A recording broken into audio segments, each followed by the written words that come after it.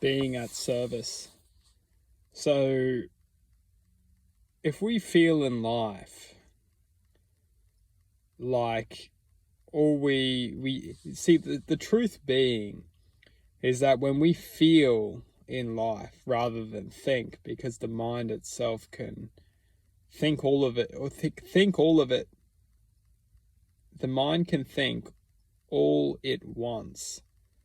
However, truth being is that if we don't feel, what we will do is we will create this paradigm of thought which completely disconnects itself from feeling itself.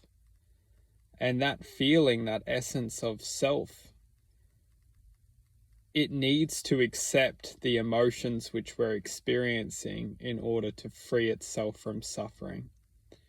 Because as we begin to understand that the mind itself is only a mechanism that is used to interpret this reality, and our emotions, our emotional being, the essence of our existence within so many different aspects, revolve around understanding and accepting our emotional core, which is in essence what is teaching us how to advance within this reality.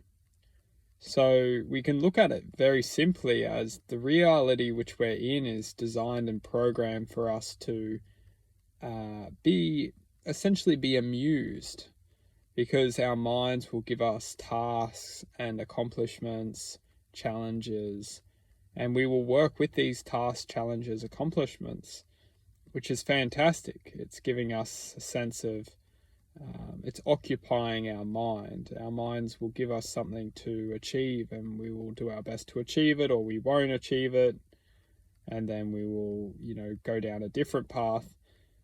What I'm getting at is that the core of our emotions is designed to feel. And through feeling and through emotional connection to ourself and learning how to just very basic principles, such as learning to accept ourselves, learning to love ourselves. In order to accept ourselves, in order to love ourselves, we need to learn to understand ourselves. And we understand ourselves by working with our emotions, learning to feel what's going on inside of me.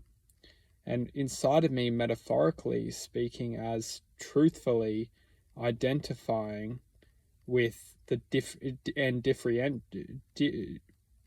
we need to differentiate the difference between the mind and the heart, because the mind will criticize almost every aspect of the heart's potential. As we begin to move forward and progress within listening to our emotions, our minds will do its best, because the mind itself is a mechanism. It's designed to keep us within this reality and keep us obeying within the system, creating fear, which then ultimately disguises as, almost like the cage that we're in is enclosed by our fears. And once we begin to move forward within our emotional being, we will realize that the fears are actually the root of the door, the key to the door. And once we heal our fears by accepting and acknowledging them and moving forward within them, we realize that doors open in our lives.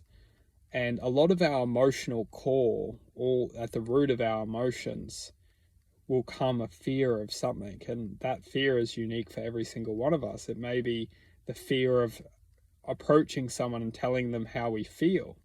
It may be a fear of it's everyone's unique. But however, we will see that the fear is the key to accept and move forward within and open and as we face our fears, we will see that our emotions start to, you could say, free themselves. And through that freeing of emotional energy that's built up within us, we will advance within life. We will activate and we will move forward within life. And it's just so important to understand that feeling is the essence of pathing the way of a future which is ultimately connected to the growth of one's spirituality, the growth of one's, you could say, higher essence of potential, or you could even just call it love. It's very simple. The mind will always do its best to encapture our potential and then give it something which will keep us occupied, however, will not keep us truly and deeply satisfied. It's not until we connect into the realms of love and self-acceptance and self-love, and until we start to acknowledge and connect to the greater essence of self,